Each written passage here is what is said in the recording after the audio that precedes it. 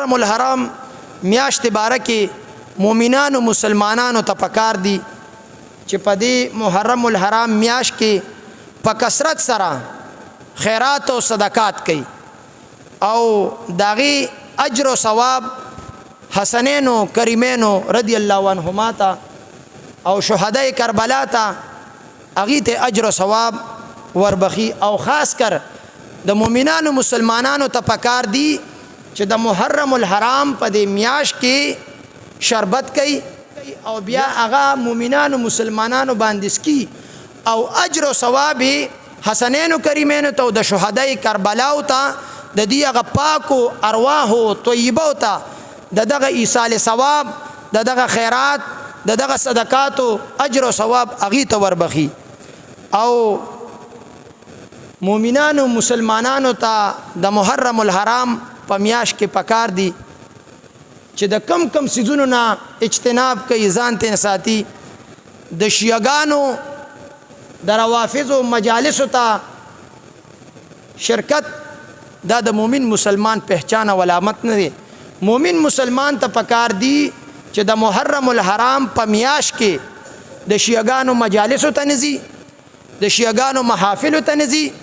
د شیعاګانو ماتم کې نه شریک کیږي مومن مسلمان به د روافض مجالس له نزي د دې په ماتمونو کې بزان نه شریک کوي او مومن مسلمان ته پکار دی چې د محرم الحرام په میاش کې داسې جلوسونه نو باسي چې هغه د خزو سړو خلط ملتي مسلمانانو ته پکار دي چې د محرم الحرام په میاش کې د حسنین و کریمینو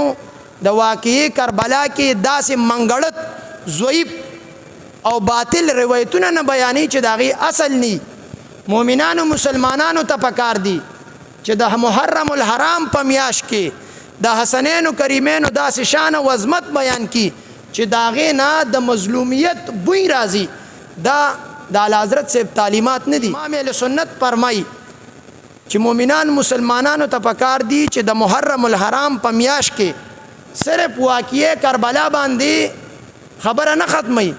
بلکې محرم الحرام په میاش کې د واقعي کربلا سره سره د اهل بیت او د شان او عظمت بیانولو سره سره چې د صحابه کرامو تذکرہ کوي دا سنه د پکار د مؤمنانو مسلمانانو پہچان او علامت نه د امام اهل سنت فرمای چې دی د اهل بیت داسې تذکرہ شروع کی چې داغه په آرټ کې داغه په زمن کې د صحابه په شان کې بی ادبی او ګستاخیو کې د صحابه او شان عظمت هم داسې نه دی بیانول پکار چې د اهل بیت د شان توهین او ګستاخی پکې وشي داسې بیان ک چې د صحابه شان عظمت هم بیان داسې د صحابه شان عظمت بیان کا چې په زمن کې د اهل بیت شان عظمت هم بیان شي په مونږ باندې د صحابه ادب احترام فرض او واجب دی او په مونږ باندې د اهل بیت ادب احترام فرض او واجب او ضروری دی رب ذوالجلال دی مونږ او تاسو لا